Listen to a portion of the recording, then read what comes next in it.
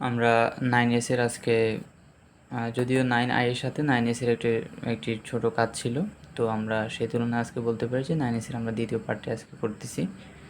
সেখানে আমরা 2 থেকে শুরু করব, 2 এবং 5 এর কিছু ম্যাথ করব বা 1-2টা ম্যাথ দেখব, বাট কিছু সূত্র নিয়ে আসলে এখানে আলোচনা করা হবে, সেগুলো একটু মাথায় নিলে আমরা আসলে হোমওয়ার্কগুলো ভালোভাবে করতে পারবো। তো এখানে প্রথমে আমরা যদি 2 এর 4 নাম্বার ম্যাথটা দেখি, সেখানে বলা হয়েছে এরকম যে y cube equal x square into 2a minus x, এটা ডাটা, এবং বলছে যে সকল বিন্দুতে স্পর্শক এক্স অক্ষের সমান্তরাল তাদের স্থানাঙ্ক নির্ণয় করো।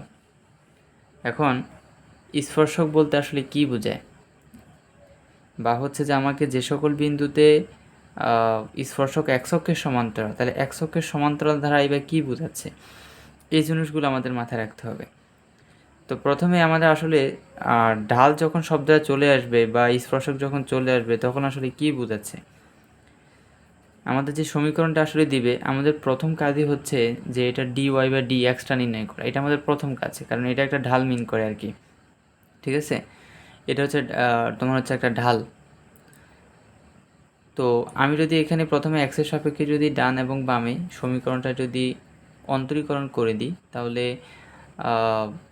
অন্তরীকরণ করার আগে অবশ্যই একটা কাজ করেছি, সেটা হলো এখানে আমাদের আসলে এক্স স্কোয়ার দ্বারা গুণ করে ব্র্যাকেট থেকে বের করে নিয়েছি, দেন আমি আসলে অন্তরীকরণ করছি। যেমন এখানে ওয়াই কিউবকে অন্তরীকরণ করলে 3y স্কোয়ার, যেহেতু এক্স জায়গায় ওয়াই ছিল, ওয়াইকে আবার অন্তরীকরণ করে দিতে, অর্থাৎ dy বাই dx। আর এখানে অন্তরীকরণ করলে 2 তো থাকবেই, বাট এখানে 2 আবার চলে আসবে, 2 গুণে 4 হবে ax। এখানে আমি শর্টকাটলি করেছি বিকজ অফ অন্তরীকরণ আমরা এই যাবৎকালে 9g পর্যন্ত, অর্থাৎ প্রায় আমরা 8টা অনুশীলন শেষ করে ফেলছি ইতিমধ্যেই, তো 7টা সরি। তো সেই ক্ষেত্রে অবশ্যই এগুলো ইতিমধ্যেই অন্তরীকরণগুলো বেসিকটা ভালো করে শেখা হয়ে যাওয়ার প্রতি জন্য শর্টকাটলি দ্রুতই করছি। এটাকে অন্তরীকরণ করলে 4x এবং এক্স কিউবকে অন্তরীকরণ করলে 3x স্কোয়ার। ওকে, তো আমাদের আসলে শুধু কি নির্ণয় করতে হবে, dy বাই dx। সুতরাং dy বাই dx ব্যতীত বাকি সবগুলোকে আমরা রাইট সাইডে কনভার্ট করব। সুতরাং রাইট সাইডে নিয়ে গেলাম। ওকে, রাইট সাইডে নিয়ে যাওয়ার পরে আমার dy বাই dx ইকুয়াল কী হলো, 4ax minus 3x square divided by 3y square, এরকম একটা অংশ বা রাশি আমরা পেয়েছি। এখন আমাদেরকে বলছে যে সকল বিন্দুতে স্পর্শক এক্স অক্ষের সমান্তরাল, তাহলে স্পর্শক যদি এক্স অক্ষের সমান্তরাল হয়, স্পর্শক যদি এক্স অক্ষের সমান্তরাল হয়, এক্স অক্ষের সমান্তরাল মানে হচ্ছে ওয়াইয়ের সাথে লম্ব। একই কথা, তোমাকে প্রশ্ন এখানে ঘুরে দিতে পারে যে সকল বিন্দুতে স্পর্শক ওয়াই অক্ষের লম্ব তাদের স্থানাঙ্ক নির্ণয় করো। প্রশ্নটাকে এইভাবেও বলতে পারতো, কিন্তু দিন শেষে প্রশ্নটা আসলে একই, বা একই ডাটা বা একই কোশ্চেন আমাদেরকে রিপ্রেজেন্ট করতেছে আসলে। তো এক্স অক্ষের স্পর্শক যদি এক্স অক্ষের সমান্তরাল হয়, তাহলে ঢাল ইকুয়াল কী হবে, 0 হয়ে যাবে। ঠিক আছে, অর্থাৎ dy বাই dx ইকুয়াল 0। তাহলে dy বাই dx এর মান তো আমরা একটু আগে বের করে নিয়েছি, তাহলে মানে 4ax minus 3x square by 3y square equal 0। আমরা যদি আর গুণ করি, তার মানে 4ax minus 3x square equal 0, এবং এই ক্ষেত্রে আমি যদি x কমন নিই, তাহলে 4a মাইনাস 3x ইকুয়াল 0। তার মানে এখানে হয় x ইকুয়াল 0, না হয় এই অংশটুকু ইকুয়াল 0। তাহলে এই অংশে আমি যদি কাজ করি, তাহলে সেখান থেকে আমি x এর মান কী পাচ্ছি, 4a বাই 3। তাহলে তার মানে আমি x এর দুইটা মানই পেয়ে গেছি, x এর মান 0 এবং x এর মান হচ্ছে 4a বাই 3। এই যে আমি x এর দুইটা মান পেয়েছি, তাহলে ওয়াইরও কয়টা মান পাবো, দুইটা মান পাবো। এখন এই x এর যে মানগুলো আছে, আমি যে এই যে 1 নম্বর সমীকরণ লিখেছি, এই 1 নম্বর সমীকরণের মধ্যে আমি যদি x এর মানগুলো বসিয়েই দিই, তাহলে আমি কি পেয়ে যাব, ওয়াইয়ের মান অটো পেয়ে যাব। তাহলে x এর প্রথম মানটা হচ্ছে 0, x এর মান যদি 0 আমি যদি এখানে বসাই, তাহলে এটাও 0 হয়ে যাবে, এটাও 0 হয়ে যাবে, তার মানে ওয়াইয়ের মানটাও এখানে আলটিমেটলি 0ই আসতেছে। দেন আমি যদি 1 নম্বরের সমীকরণের মধ্যে x ইকুয়াল যদি 4a বাই 3 বসাই দিই, তাহলে আমি কী পাবো, y cube equal to 2ax x square, x মানে হচ্ছে 4a বাই 3 তার উপর স্কোয়ার, মাইনাস এক্স কিউব মানে হচ্ছে 4a বাই 3 কিউব। ফলে এখানে আমরা যদি ছোটোখাটো কাজগুলো যেগুলো করতে হবে সেগুলো করি, এবং দেন হচ্ছে যদি 27 যদি লসাগু নিয়ে নিই, তাহলে আলটিমেটলি আমার এরকম একটা অংশ পৌঁছে। আমার এখানে আমি প্রথমে বর্গ করছি, বর্গ করার পরে এখানে 3 বর্গ করলে 9, এবং এখানে 4কে বর্গ করলে হচ্ছে 16 দুগুণে 32, আর a কিউব। এখানে 3কে কিউব করলে তোমার হবে 27, এবং 4কে কিউব করলে 64, এবং a কিউবটা আসেই। আমি 27কে যদি লসাগু নিয়ে নিই, তাহলে আমার এখানে 9 দিয়ে 27কে কাটলে 3 ইন্টু 32 ইন্টু এ কিউব মাইনাস 27 দ্বারা 27কে কাটলে একই হবে, ফলে এখানে 64 এ কিউব বসে যাবে। এবং এই ক্ষেত্রে আমি যদি হচ্ছে যে এটা এই অংশ থেকে যদি এই অংশকে বাদ দিই তাহলে হচ্ছে 32 এ কিউব ডিভাইডেড বাই 27। এখন আমার হচ্ছে ওয়াই কিউবের ভ্যালু আমার নির্ণয় করতে হবে, ওয়াইয়ের ভ্যালু। তাহলে কিউবটাকে ওই পাশে ট্রান্সফার করে দিব, ফলে সেটা কী হবে, কিউবিক রুট হবে। তাহলে আমি যদি এই অংশে কিউবিক রুট করি, আমি 32কে লিখতে পারি কি 4 × 8, এভাবে লিখতে পারি।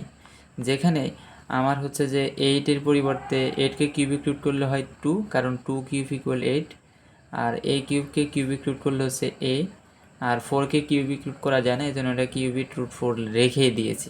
যে দুটোকে করা গেছে এই দুটোকে আমি কিউবিক রুট করছি, বাট 4কে করা যায় না, 4কে রেখে দিছি। তার মানে দেখো আমার যখন এক্সের মান 0 ছিল তখন ওয়াইয়ের মানও 0, তাহলে একটা স্থানাঙ্ক পেলাম। আমার এক্সের মান যখন 4a/3, তখন আমি ওয়াইয়ের মান পেয়েছি 2a cubic root of 4 divided by 3। তার মানে আমার এই দুটো বিন্দুতে আমার যে প্রশ্নটা করছে যে এই যে সমীকরণটা আছে এটা ওই দুটো বিন্দুতে স্পর্শক হচ্ছে x অক্ষের সমান্তরাল। ঠিক আছে, ওই সকল বিন্দুগুলোতে তোমার এই যে সমীকরণটা আছে বা বক্ররেখাটা আছে এটার হচ্ছে যে স্পর্শক সেটা হচ্ছে ওই সকল বিন্দুতে তোমার সমান্তরাল হবে x অক্ষের সাথে। এই হচ্ছে তোমার এই ম্যাথটা। তো আমি আজকে অনেকগুলো ম্যাথে করানো যাইতো, বাট হচ্ছে যে আমরা এত ম্যাথ করব না, কারণ আমরা সূত্রগুলো যদি ভালো করে আয়ত্ত করি, আমি দেখলাম যে সূত্রগুলো শিখতে পারলে এবং অ্যাপ্লাই করতে পারলে, যদি ভালোভাবে অন্তরীকরণ এই যাবৎকালে করে থাকো পারো, তাহলে সেই ক্ষেত্রে এই অনুশীলনের ম্যাথগুলো করার কোনো ব্যাপারই না। আমি একটা ম্যাথ করে দিয়েছি এবং এর সাহায্যে আমি কিছু হোমওয়ার্ক দেবো, এগুলো করতে পারা মানে হচ্ছে তুমি আলটিমেটলি আসলে এই অনুশীলনের যে মূল থিমটা সেটা করতে পারবা। তো তার আগে আমরা বেসিক কিছু সূত্রে আলোচনা করি যেটা আমাদের এই অনুশীলনের কাজকে আরও সহজ করে তুলবে। আমি লিখে রেখেছি যে কোনো বক্ররেখা x অক্ষকে যদি ছেদ করে তার মানে সেই বক্ররেখার ওয়াইয়ের মান হবে 0, এবং যদি ওয়াই অক্ষকে যদি ছেদ করে তার মানে এক্সের মান হবে 0। তাহলে x অক্ষকে ছেদ করলে ওয়াইয়ের মান 0, ওয়াই অক্ষকে ছেদ করলে এক্সের মান 0, মানে উল্টা। বক্ররেখার স্পর্শকের যে ঢালের সূত্র আমি প্রথম থেকে বলতেছি, সেটা হলো dy/dx, অর্থাৎ একবার অন্তরীকরণ করলে যেটা হবে সেটাই হচ্ছে আমার আসলে ঢাল। সেক্ষেত্রে অবশ্যই dy/dxকে লেফট সাইডে রাখতে হবে, বাকি সবগুলোকে অবশ্যই রাইট সাইডে নিয়ে যেতে হবে। স্পর্শক x অক্ষের সমান্তরাল বা y অক্ষের লম্ব হলে dy/dx অথবা বক্ররেখার স্পর্শকের যে ঢাল সেটা হবে 0। তাহলে x অক্ষের সমান্তরাল, আমি দেখো এই ডাটাটাকে ব্যবহার করে কিন্তু একটু আগে ম্যাথও করছি। দেখো আমি dy/dx, যেহেতু স্পর্শক x অক্ষের সমান্তরাল, দেখো dy/dx = 0 লিখছি। আসলে এই ডাটাটা এখান থেকে আসছে। তাহলে স্পর্শক যদি x অক্ষের সমান্তরাল হয়, অথবা কথাটা বলতে পারতো যে y অক্ষের লম্ব, y অক্ষের সাথে লম্ব মানেই x অক্ষের সমান্তরাল যখন হবে, তখন আমাদের স্পর্শকের যে ঢাল অর্থাৎ dy/dx এটাগুলো কী হবে, 0 হয়ে যাবে। এরপরে আসো, স্পর্শক যদি y অক্ষের সমান্তরাল হয় অথবা x অক্ষের সাথে লম্ব হয় তাহলে কি হবে? তাহলে স্পর্শকের যে তোমার ঢাল আছে তাহলে সেটা তখন আর dy/dx বলতে পারবে না, কারণ যেহেতু y অক্ষের সাথে সমান্তরাল তখন হবে dx/dy = 0। তার মানে তখন তুমি y সাপেক্ষে অন্তরীকরণ করবা। এরপরে আসো, স্পর্শকের অক্ষদ্বয়ের সাথে সমান সমান কোণ উৎপন্ন করলে, যদি সমান সমান কোণ উৎপন্ন করে x অক্ষ এবং y অক্ষের সাথে ওই যে বক্ররেখার যে সমীকরণটা, তাহলে সেই ক্ষেত্রে আমার স্পর্শকের ঢাল অর্থাৎ dy/dx =(-1) হবে। ঠিক আছে, স্পর্শক x অক্ষের সাথে থিটা কোণ উৎপন্ন করলে, থিটা মানে একটা নির্দিষ্ট কোণ যদি উৎপন্ন করে তাহলে আমার স্পর্শকের ঢাল dy/dx tan θ হবে। অর্থাৎ তুমি যদি অ্যাঙ্গেলের মান জানো তাহলে তো তুমি ঢাল জানো। ক্লাস 9-10 যে কাজটা আসলে করছো সেটাই, অর্থাৎ কোনো একটা সরলরেখার যদি হচ্ছে x অক্ষকে তোমার 45 ডিগ্রি কোণে ছেদ করে তাহলে ওই রেখার ঢাল কত, কীভাবে করতে, tan θ দিয়ে। ঠিক আছে, তো সে উত্তরটা চলে আসতো। তো এখানেও আসলে তার ব্যতিক্রম না, এখানে ওইভাবেই ম্যাথটাকে আসলে কমপ্লিট করবা। এরপর যদি আমি আসি যে তোমার যে দুটো সবচেয়ে আমার মেজর যে দুটো সমীকরণ এখানে জানতে হবে আজকের যে ম্যাথটা আমি করে দিয়েছি এবং এর সাথে যে হোমওয়ার্কগুলো দিব এগুলো করার জন্য। তো সেক্ষেত্রে আমি যদি বলি যে একটা নির্দিষ্ট বিন্দু অর্থাৎ x1 y1 বিন্দুতে স্পর্শকের সমীকরণ হচ্ছে y - y1 = dy/dx of x - x1। আর ক্লাস 9-10 এটাকে কী লিখতে, অথবা সরল রেখার সমীকরণ যেটা তৃতীয় অধ্যায় করছো সেখানে কী লিখছো, y minus y1 equal m into x minus x1। এখানে m মানে কি ঢাল, আর এখানে dy বাই dx মানে কি ঢাল। তাহলে পার্থক্য আসলে কোথাও নেই এতটা। এরপরে যদি তোমাকে অবিলম্বের সমীকরণ নির্ণয় করতে বলে, এটা হচ্ছে স্পর্শকের সমীকরণ, এটা হচ্ছে অবিলম্বের সমীকরণ। অবিলম্বের সমীকরণ হচ্ছে x minus x1 plus dy by dx of y minus y1 equal 0। তাহলে আমরা একটা ম্যাথ দেখে ফেলি, তাহলে আমরা আরও বুঝে যাব। আমাদের একটা নির্দিষ্ট সমীকরণ দিয়েছে এবং প্রশ্ন করছে 4, -3 এই বিন্দুতে এই যে বক্ররেখার সমীকরণটা তোমাকে দেওয়া হয়েছে, এটার স্পর্শকের সমীকরণ এবং এটার অবিলম্বের সমীকরণ দুইটাই তোমাকে নির্ণয় করতে বলছে। তো আমরা যদি অবিলম্ব এবং স্পর্শকের সমীকরণ দিকে যদি ভালো করে খেয়াল করি, তাহলে দেখো এখানে dy বাই dxটা আগে থেকে জানতে হয়। আর x1 y1 তো তোমার এখানে আছে, x1 এর মান হচ্ছে 4 এবং y1 এর মান হচ্ছে -3, ঠিক আছে। তো তুমি যদি ভ্যালুগুলোকে বসা দাও তাহলে তোমার শুধুমাত্র এখানে অসম্পূর্ণ থাকে কি dy বাই dx। তার মানে আমাকে আসলে প্রকৃতপক্ষে এই সমীকরণটা থেকে dy বাই dx এটা নির্ণয় করতে হবে। তা আমি যদি এক্সের সাপেক্ষে যদি উভয় পাশে যদি অন্তরীকরণ করি বা অন্তরজ করি, তাহলে সেই ক্ষেত্রে 2x স্কোয়ারকে অন্তরীকরণ করে পাবো 2x, y স্কোয়ারকে অন্তরীকরণ করে পাবো 2y, বাট যেহেতু আমার এখানে এক্সের স্থলে y ছিল সেটাকে আবার অন্তরীকরণ করে দিতে হবে, অর্থাৎ dy বাই dx 7কে অন্তরীকরণ করলে 0। এখানে আমি যদি শুধুমাত্র dy বাই dxকে যদি বাম পাশে রাখা সবগুলোকে যদি ওই পাশে নিয়ে যাই, অর্থাৎ আমার যে স্পর্শকের ঢালের সমীকরণ সেটা হচ্ছে আমার dy by dx equal x by y। এখন দেখো আমার যে বিন্দুটা দিছে, বিন্দুটার মান আমি যদি এখানে বসিয়ে দিই, অর্থাৎ এক্সের মান যদি বসিয়ে দিই, তাহলে দেখো আমার কিন্তু ঢালের মান সরাসরি সংখ্যায় চলে আসতেছে। তার মানে 4, বিন্দুতে স্পর্শকের ঢাল হবে এক্স বাই ওয়াই, মানে তোমার 4/-3, অর্থাৎ একই কথা, অর্থাৎ -4/3 একই, অর্থাৎ মাইনাস চিহ্ন চলে আসতেছে। তার মানে এই বিন্দুতে এখন স্পর্শকের সমীকরণ হচ্ছে যে y minus y1 equal dy by dx of x minus x1।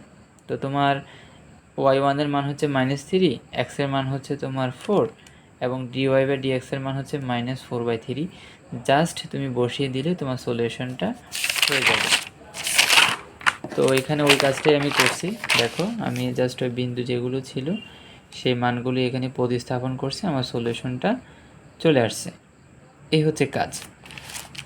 এবার যদি অবিলম্বের সমীকরণের কথা বলি, আমার অবিলম্বের সমীকরণ ছিল x minus x1 plus dy by dx of y minus into y minus y1 equal 0। এখানে দেখো আমার x1 এর মান হচ্ছে আমি জানি সেটা হলো 4, y1 এর মান হচ্ছে আমার -3 এবং dy বাই dx এর আমরা বের করেছি যে -4/3। তো জাস্ট এখানে যদি সবগুলো ডাটা যদি প্রতিস্থাপন বা বসিয়ে দেওয়া হয় তাহলেই আমরা একটা সমীকরণে পৌঁছে যাব এবং সেটা হচ্ছে এটা। তাহলে আমরা কি কাজ করছি সেটা আমি যদি একটু সামারাইজ করে বলি, সেটা হলো আমাকে যে সমীকরণই দিক বক্ররেখার, তাহলে আমি প্রথমে অন্তরীকরণ করে dy বাই dxটা আমরা নির্ণয় করছি। দ্বিতীয় কাজ হচ্ছে আমাকে যে সমীকরণ নির্ণয় করতে হবে তাদের সূত্রটা জানা। ওই সূত্র লেখার পর জাস্ট আমি মানগুলো বসাই দিলে আমার আসলে স্পর্শক বলো অবিলম্ব বলো এগুলোর আসলে কি যে তোমার সমীকরণ বলো সেগুলো আসলে সলিউশনটা চলে আসবে।